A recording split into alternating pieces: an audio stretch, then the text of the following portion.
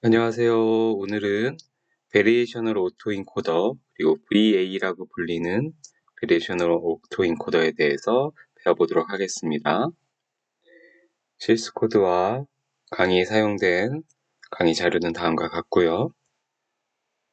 그래서 오늘은 계속해서 비지도 학습에서 VA에 대해서 살펴보는데 그동안에 배웠던 내용 중에 가장 난이도가 높을 예정이에요. 그리고 많은 확률적인 이야기들이 들어가서 처음 들었을 땐 이해하기가 조금 어려울 수도 있고요.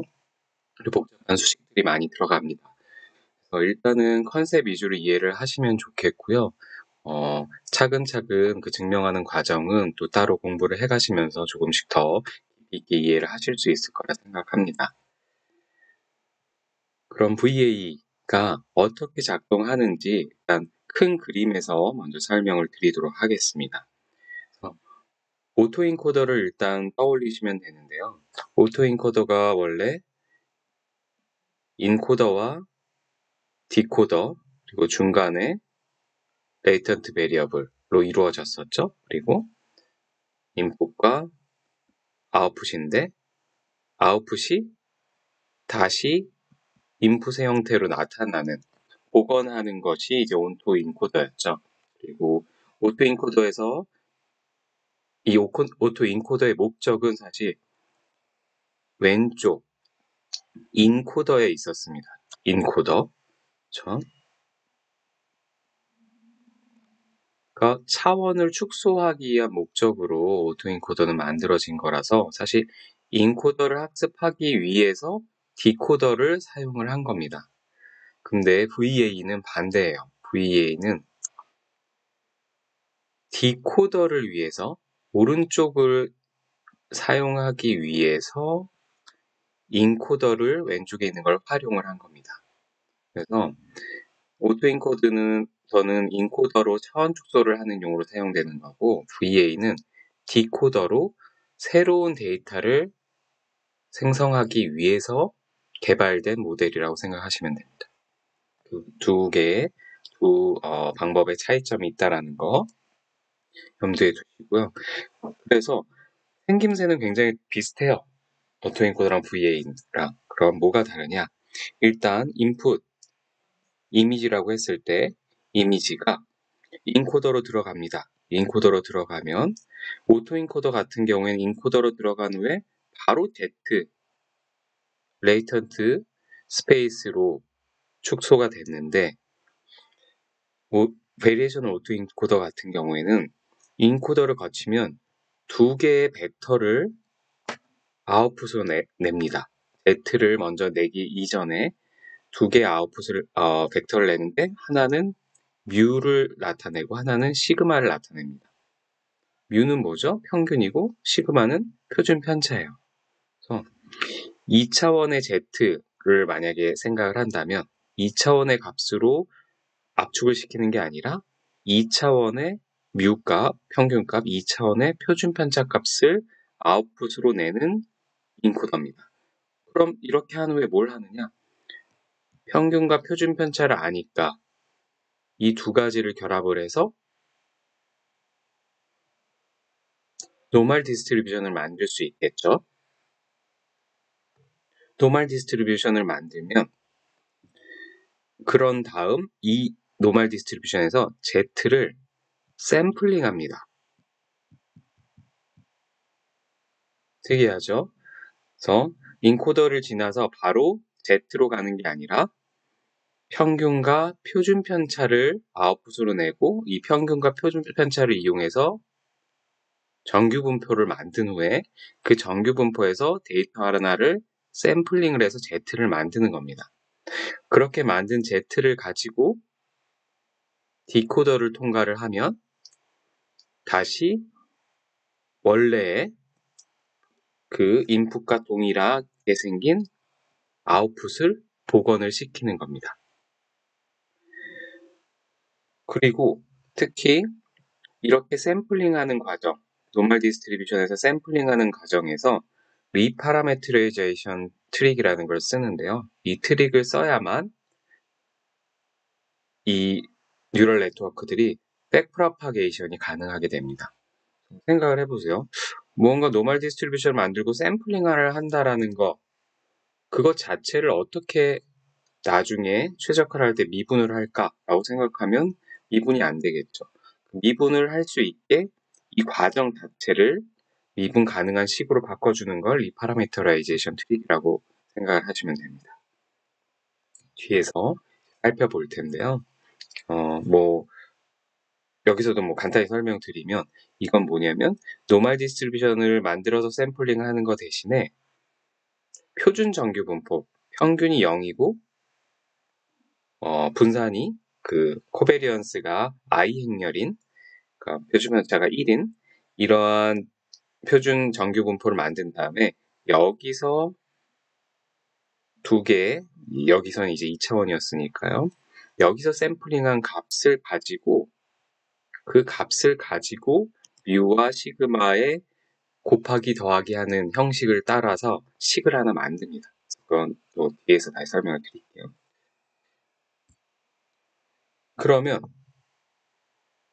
형태는 아시겠죠? 그래서 VA는 어쨌든 인풋 들어가면 인코더를 거쳐서 뮤와 시그마를 아웃풋으로 내고 그 뮤와 시그마를 가지고 샘플링을 해서 Z를 만들고 그 Z가 디코더로 들어와서 다시 이미지를 복원을 하는데, 그러면 이것을 학습시키기 위해서는 로스 펑션이 필요하죠. 로스 펑션이 어떻게 돼야 되냐? 로스 펑션이 크게 두 가지로 이루어집니다. 두 가지의 로스 펑션의 합으로 이루어지는데요. 첫 번째 로스 펑션은 리컨스트럭션 에러를 구하는 겁니다. 그것은 오토인코더랑 동일해요. 오토인코더에서 뭘 했었죠? 인풋과 아웃풋의 차이값을 최소화하는 게 리컨스트럭션 에러를 최소화하는 거죠. 그런데 리컨스트럭션 에러를 계산을 할 때 두 가지 방법이 있습니다. 두 가지 방법이. 저희가 이전에 또 뉴럴 네트워크 배울 때 로스 펑션을 정의하는 기준이 두 가지가 있었어요. 그러니까 기준이 뭐가 있었죠? 확률을 노멀 디스트리뷰션으로 가정하냐, 베르누이로 가정하냐. 노멀 디스트리뷰션으로 가정하면 민스퀘어드 에러로 나타나고 로스 펑션이, 베르누이 디스트리뷰션을 가정하면 크로스 엔트로피가 된다라고 했죠.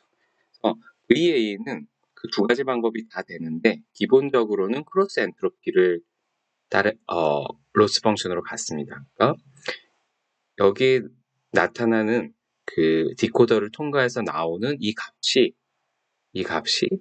노말을 따르는 게 아니라 베르누이를 따른다라고 가정하고, 베르누이를 따르기 때문에 크로스 엔트로피식을 적용을 해서 다음과 같이 리컨스트럭션 에러가 크로스 엔트로피 식을 가지게 됩니다. 두 번째, 복원만 돼야 되는 게 아니라 VA가 지금 그 특징이 뭐였죠? 노멀 디스트리뷰션을 만들어서 샘플링을 하는 거기 때문에 이 Z가 노멀 디스트리뷰션을 따라야 된다라는 가정이 들어간 겁니다. 그 가정을 최적화에 넣기 위해서 이제 레귤러라이제이션이라고 표현을 했는데요. 내가 이 인코더를 통과해서 나오는 Z 값이 X가 기분되었을 때 인코더를 통과해서 나오는 Z의 확률 분포가 PZ, 얘를 이제 노말로 가정을 하는 겁니다.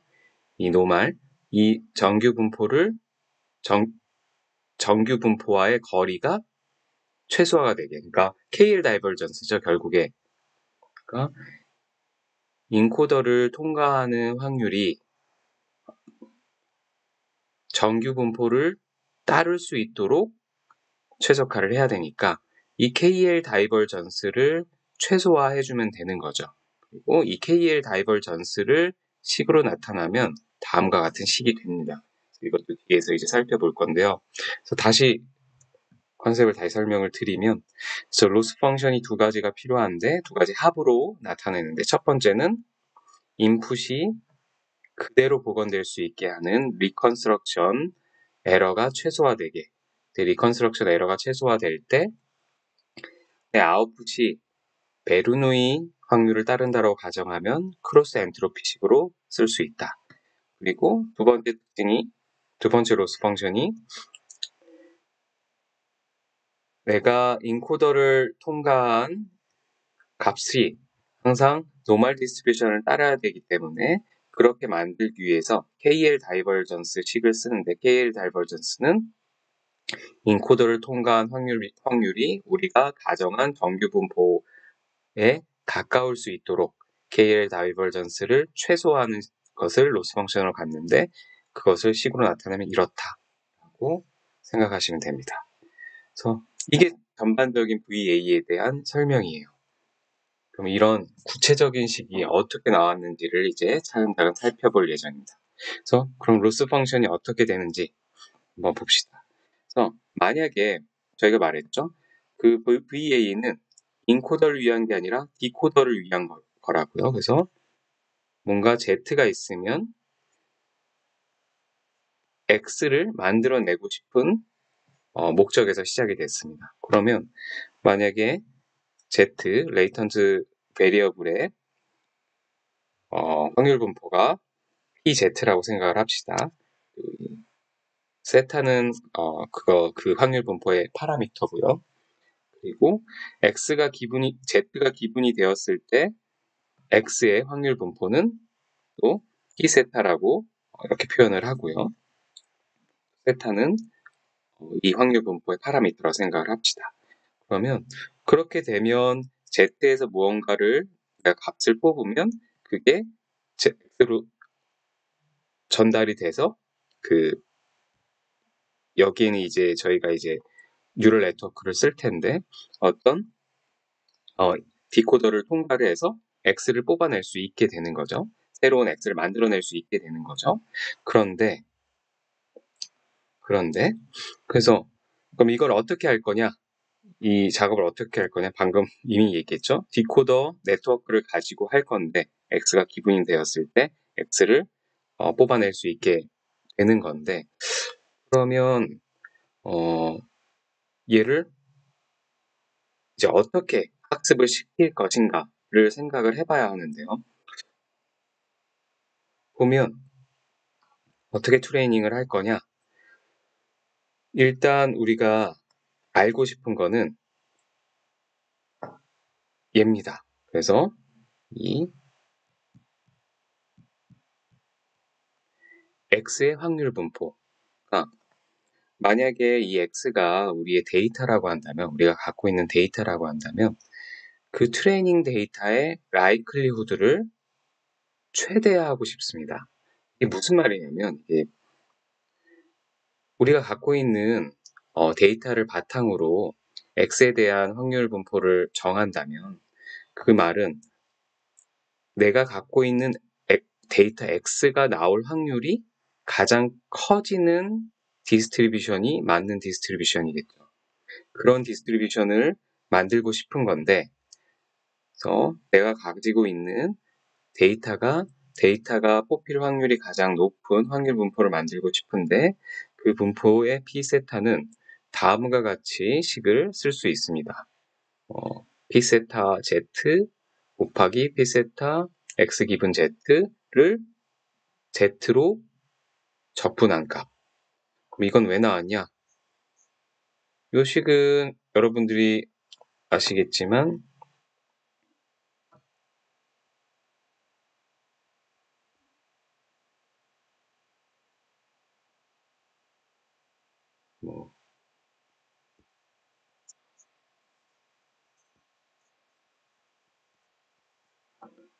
이 식을 통해서 나올 수 있죠. 그러면 베이지안 식을 통해서 그러면 얘는 이렇게 넘겨주면 되니까요. 그러면 얘가 지금 뭘 뜻하는 거죠? 결국에 X와 Z가 제 조인트 확률을 이야기를 하는 거죠. X와 Z가 동시에 일어날 확률을 모든 Z에 대해서 적분해주면 X의 확률이라고 했었죠. 이제 앞에서 맨 초기에 저희가 확률에 대해서 설명을 했을 때 소개를 드렸어요. 그럼 결국에 어쨌든 PX는 다음과 같이 표현을 할 수 있다. 그리고 여기서의 Z는 우리의 레이턴트 베리어블 Z다. 그러면 이거를 풀 수만 있다면 얘를 알 수 있는 거겠죠? 그래서 그러면 Z에 대한 X에 대해서 설명을 해줄 수 있는 건데 얘가 계산이 안 되는 거예요. 보면 오케이. 일단 P 세타 Z 얘의 확률 분포는 우리가 가정을 할 수 있다고 칩시다. 그래서 우리가 그냥 얘는 가우시안을 따른다 라고 하고 P 세타 X 기분 Z 얘는 이 디코더에 해당을 하는 거죠. 이 디코더는 뉴럴 네트워크로 만들 수 있습니다. 뉴럴 네트워크로 만들 수가 있고 그런데 얘를 모든 X에 대해서 얘를 적분을 한다? 그게 인터랙터블한 겁니다. 모든 Z에 대해서 적분을 하기가 어려운 거죠. 그래서 그럼 뭐 또 반대로 생각을 해보자. 그러면 혹시 P 세타 Z 기분 X는 구할 수 있냐? 라고 해봤더니 얘도 식을 써보면 얘가 안 되니까 얘를 한번 해보자 라고 했는데 얘는 다음과 같은 식으로 나타낼 수 있죠. 이거는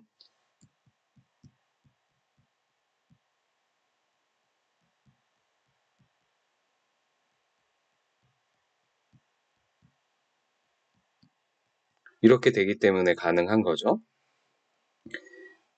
그러면 얘만 이렇게 분모로 옮겨주면 되니까요. 근데 그럼 또 오케이 얘는 알고 있고 얘도 이거로 적분 기호는 없어졌고 그쵸? 적분 기호는 없어졌지만 여전히 얘가 남아있기 때문에 얘를 몰랐었잖아요.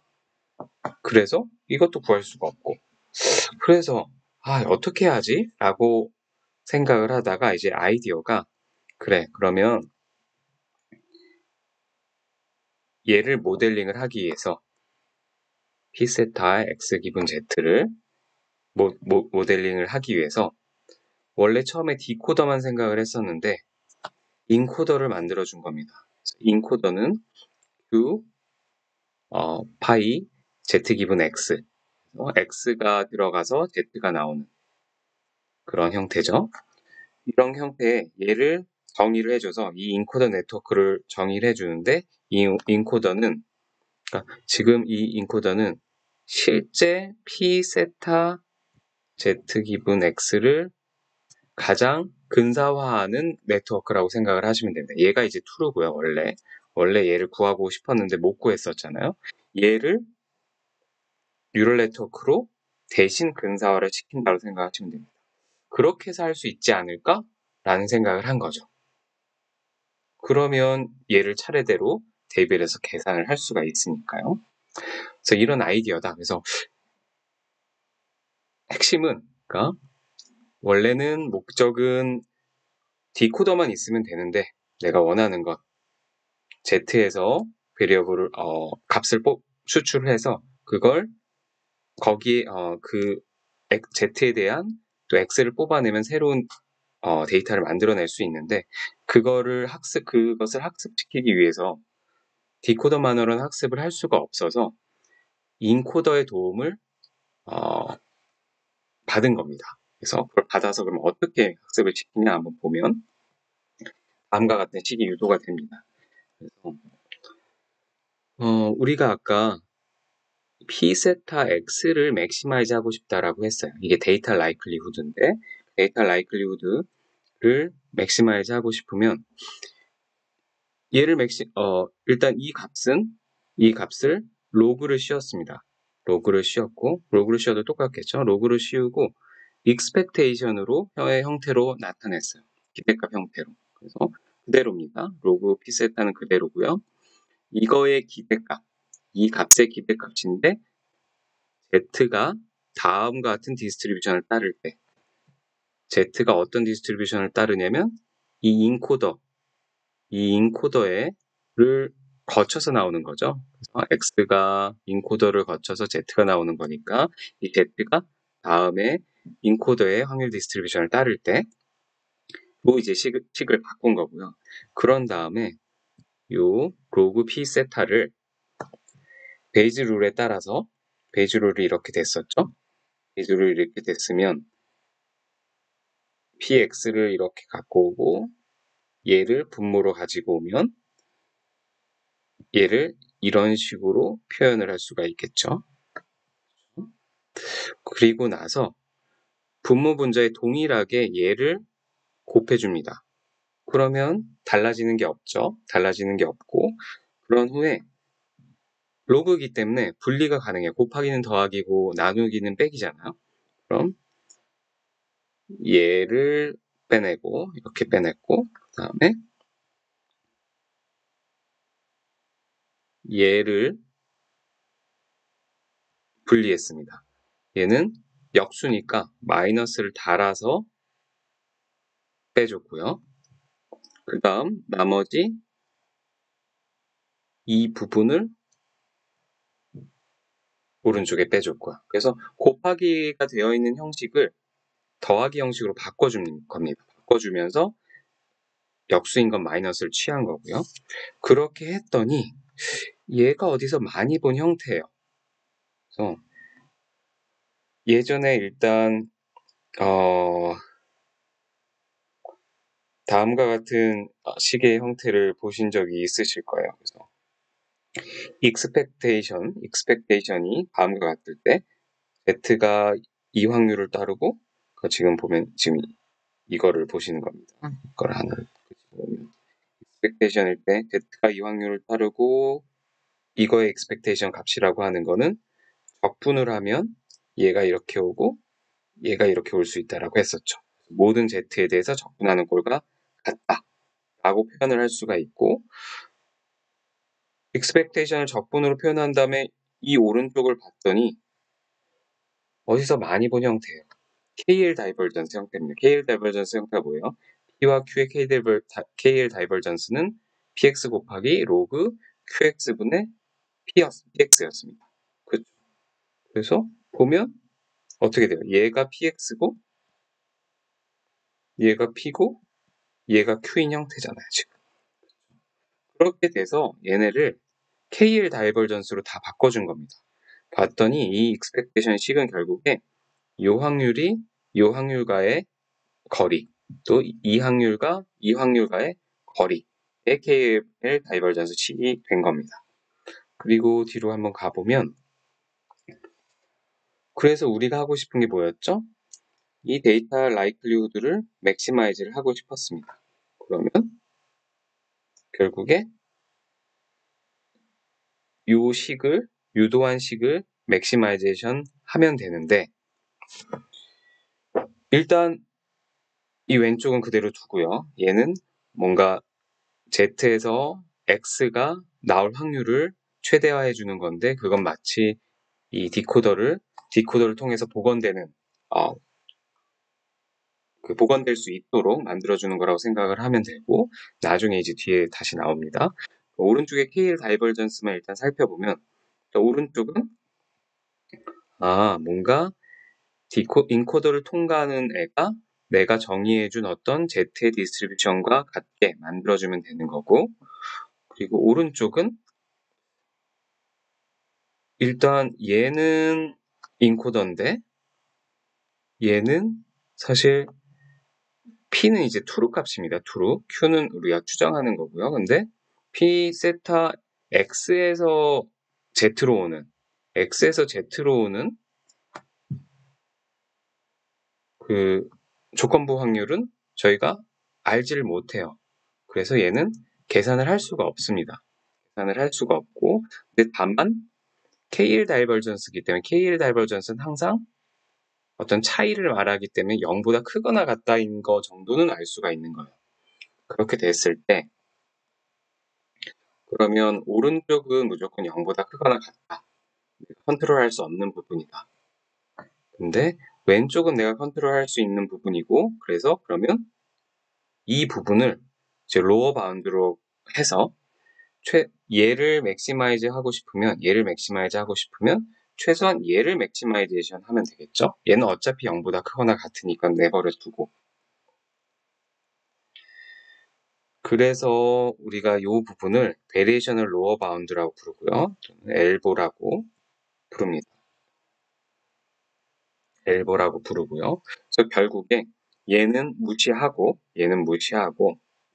왼쪽에 요 텀만 지금 로스 펑션 L하고 필요한 게 X, 세타, 파이 이렇게 쓴 거고요. 얘를 맥시마이제이션 해주는 세타와 파이를 찾으면 된다. 이게 뭐예요?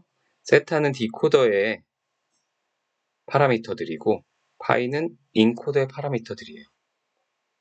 그러니까 뉴럴 네트워크로 따지면 W와 B 값들이죠.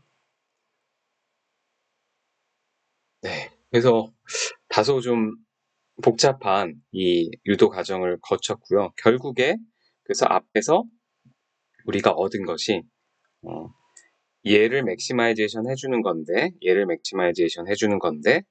우리는 최저가에서는 보통 미니마이제이션을 하니까요. 미니마이제이션을 하고 내가 구하고자 하는 건 뉴럴 네트워크의 세타와 파이 그래서 웨이트 값들이고 그러면 이제 마이너스를 달아준 겁니다. 미니마이제이션을 하는 거기 때문에 마이너스를 달아주고 여기에는 원래 마이너스였는데 플러스를 달아준 거고요.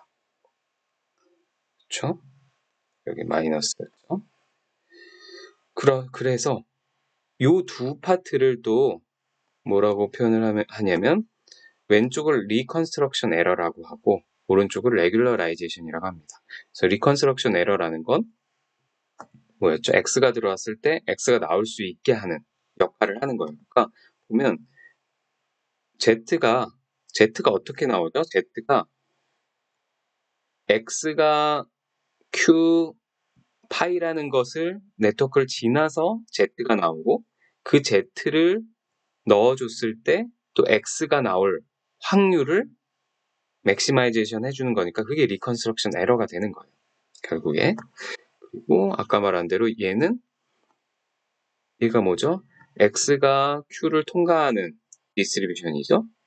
결국에 X가 주어졌을 때 Z의 디스트리뷰션이 내가 Z의 디스트리뷰션을 알 때 혹은 가정할 때 우린 가정하는 거예요. 그 가정한 Z와의 디스트리뷰션과 일치하게 만드는 거죠. AL 다이버전스를 미니마이제이션 하는 거니까요.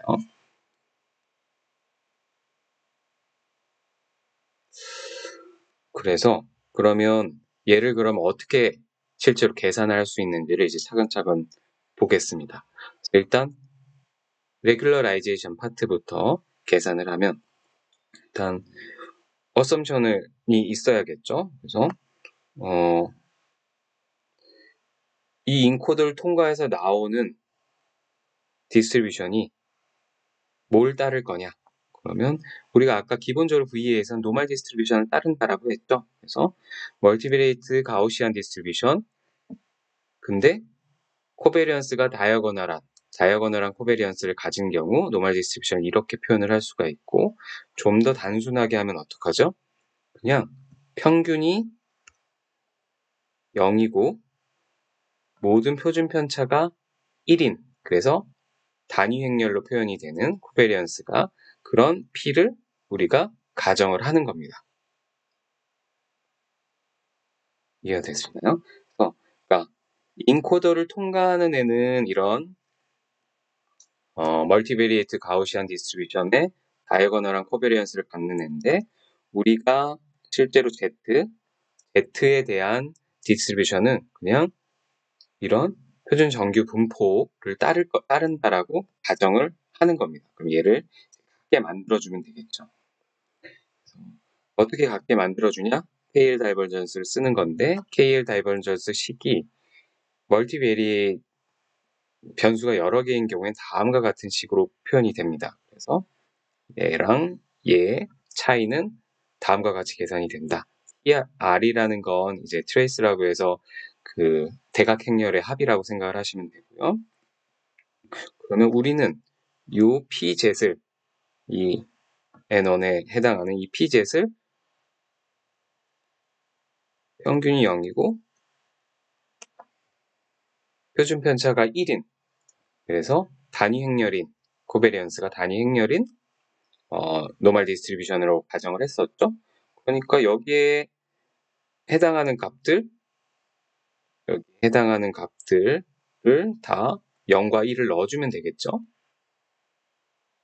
그러면 다음과 같은 식으로 정리가 되고 얘를 또 차근차근 계산을 해주면 결국에 이 식으로 표현이 되게 됩니다.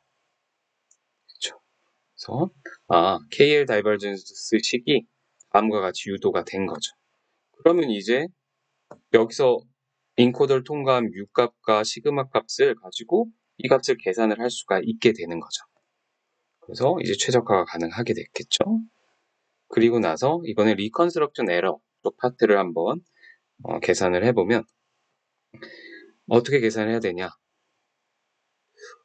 얘를 어떻게 계산을 할 수 있지? 보면 또 익스펙테이션이기 때문에 사실은 얘랑 얘를 이렇게 가져가고 모든 z에 대해서 적분하면 됩니다. 하지만 그게 적분이라는 게 항상 가능한가요? 모든 z에 대해서 적분을 한다라는 것은 실제 쉽지 않죠. 그러면 대신 어떻게 해야 될까라고 아이디어를 생각하다가 몬테카를로 테크닉을 활용을 하기로 합니다. 몬테카를로 테크닉이라는 거는 결국에 그냥 샘플링을 하는 거라고 생각을 하시면 돼요. 어떤 분포를 가정하고 그 분포에서 샘플링을 해서 무한개 혹은 굉장히 큰 수의 무한개까지 못해서 굉장히 큰 수의 샘플링을 해서 평균을 내면 사실 그것을 전체에 대한 기대값이랑 실제 트루 기대값이랑 거의 동일해지겠죠. 그래서 여기서 Z를 계속 뽑는 겁니다. Z를 계속 뽑아서 각각의 Z에 대해서 여기에 해당하는 값을 계산을 하고 그거에 대한 평균을 내면 expectation 값이랑 동일해질 거라고 가정을 하는 거죠. 근데 딥러닝에서 몬테카를로 테크닉을 사용하기는 굉장히 어렵습니다. 왜냐하면 너무 계산량이 많아지잖아요. 그 숫자를 계속해서 샘플링해서 계산을 하기에는 안 그래도 딥러닝 자체가 시간이 오래 걸리는데 그래서 여기서는 약간의 트릭을 썼는데요. 그냥 뒤에서 나오는데 L을 1로 그냥 가정을 해버렸어요. 그 말이 뭐냐면 그냥 샘플링을 한 번만 한 겁니다. 사실 말이 안 되기는 하는데 실제로는 어떻게 적분을 못해서 그나마 수없이 많은 것을 샘플링해서 평균을 내자고 했는데 그냥 랜덤하게 하나 샘플링하고 그걸 대표값으로 쓰는 겁니다.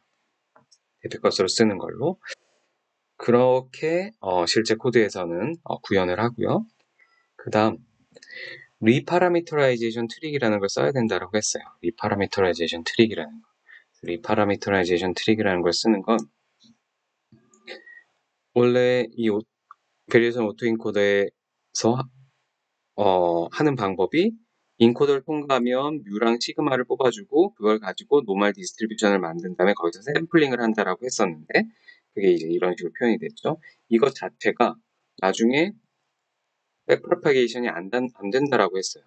왜냐면 어떻게 미분을 해 이거를 라고 생각을 하는 거죠. 그래서 미분 가능한 식으로 표현을 해줘야 되는데 그래서 다음과 같이 평균이 0이고 표준 편차가 1인 그 표준 정규 분포에서 샘플링을 한 다음에 입실론 샘플링 한 다음에 그것을 표준 편차에 곱해주고 뮤에다가 더해주면 그게 새로운 샘플링 값이 됩니다. 그러니까 이렇게 해서 노멀 디스트리뷰션을 만든 다음에 여기서 뭔가 뽑는 거랑 표준 정규 분포에서 샘플링을 한 후에 어떤 값을 샘플링 한 후에 그것을 실제 시그마에 곱해주고 뮤에 더해주는 요 값에 더해주는 방법으로 여기서 실제 샘플링을 한 것과 동일한 효과를 가져오게 됩니다. 그러면 Z에 대한 식이 나온 거잖아요. 여기서는 Z에 대한 식이 없었죠. 샘플링을 한다라는 거지 Z에 대한 식이 없었는데 여기서 Z에 대한 식이 나온 거고 그렇기 때문에 얘는 미분 가능한 식이 되는 겁니다. 뮤에 대해서도 시그마에 대해서도 미분이 가능하죠. 그런 트릭을 쓰게 되고요.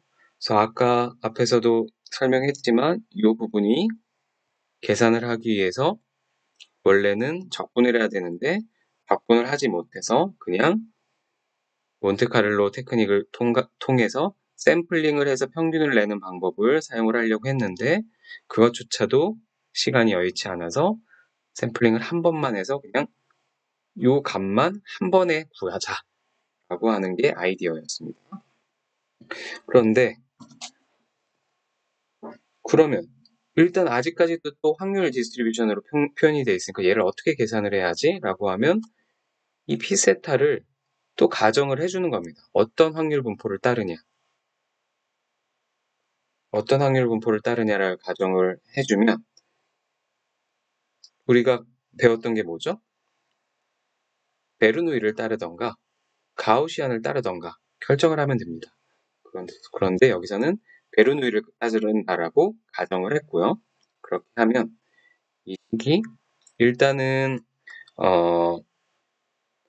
Z가 들어가서 PI로 이제 복원이 돼야 되는데 이제 베르누이를 따르기 때문에 이제 P로 표현을 한 겁니다. 이제 확률. 그러면 이 픽셀의 개수 여기서 이제 디멘션의 이렇게 뭐 5개다. 그러면 각 디멘션별로 이 확률을 계산을 해야 되는데 로그기 때문에 일단 이 오른쪽을 계산을 해야 되는데 그럼 확률은 곱하기로 표현을 할 수가 있겠죠. 그럼 곱을 로그로 해놨기 때문에 합으로 바꿔버릴 수 있습니다. 그게 로그의 장점이었죠. 그래서 이 디멘션별로 곱하는 것을 이제 합으로 표현을 했고 그런 다음에 이 식을 어떻게 하면 돼요? 이 식을 베르누이 식으로 바꾸면 되죠. 요 식으로 바꾸면 되고 그런 후에 어떻게 하면 되나요? 얘 정리하면 크로스 엔트로피식이 됐었죠. 이거 이제 앞에 단원에서 했었으니까 한번 앞에 가셔서 다시 한번 살펴보시기 바랍니다. 그래서 결국의 핵심은 어떻게 해요? 우리 원래 그랬었잖아요. 맥시멈 라이클리후드 할 때. 그래서 얘를 계산을 할 수가 없으니까 확률 분포를 가정을 하고 베르누이라고 가정을 하면 크로스 엔트로피식으로 바꿀 수 있습니다. 이제 거의 다 왔습니다. 그런데 가우시안으로도 가정할 수 있다. 가우시안으로도 가정할 수 있고 가우시안으로 가정을 하게 되면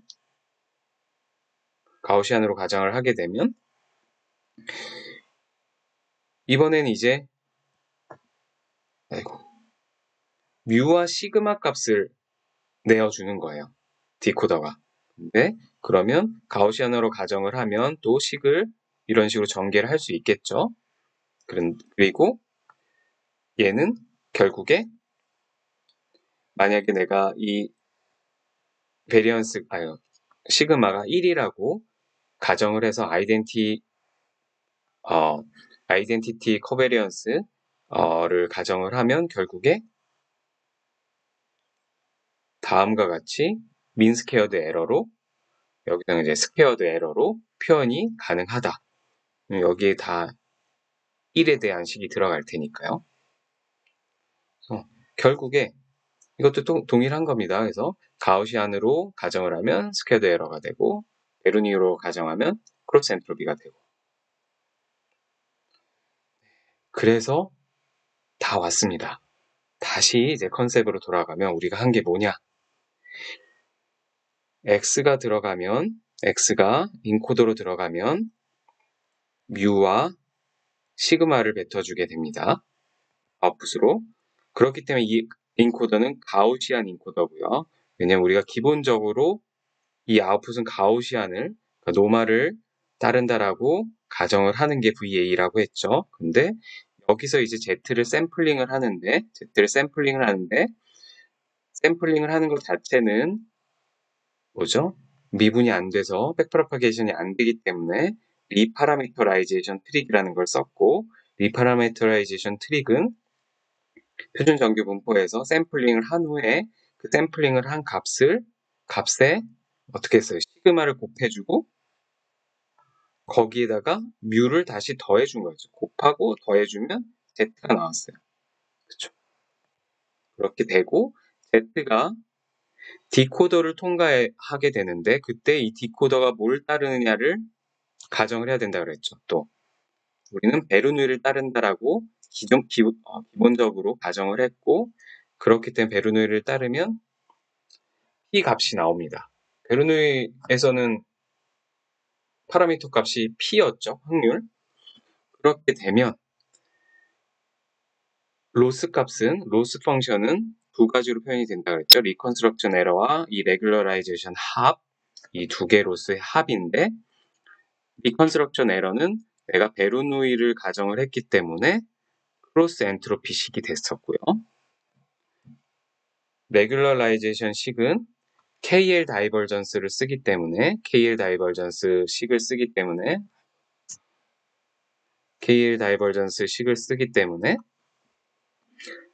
다음과 같은 식으로 표현이 된다라고 했습니다. 그래서 KL 다이버전스는 뭐였죠? 요 노멀 디스트리뷰션을 따르게 만든다라는 거였죠. 이 가우시안 인코더에 해당하는 이 Q가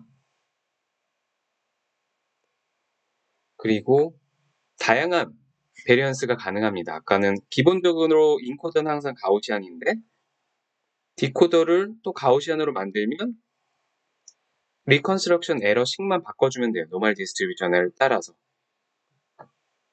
그리고 근데 그 식이 결국 이제 민 스퀘어드 에러 식인데 그러니까 스퀘어드 에러 식인데 여기서는 스퀘어드 에러 식인데 이제 코베리언스가 아이덴티티인 단위 행렬인 경우에는 그런 경우에는 이제 뭐 지그마 값들이 다 사라져서 이렇게 단순한 스퀘어드 에러 식으로 나타났다. 네, 여기까지입니다.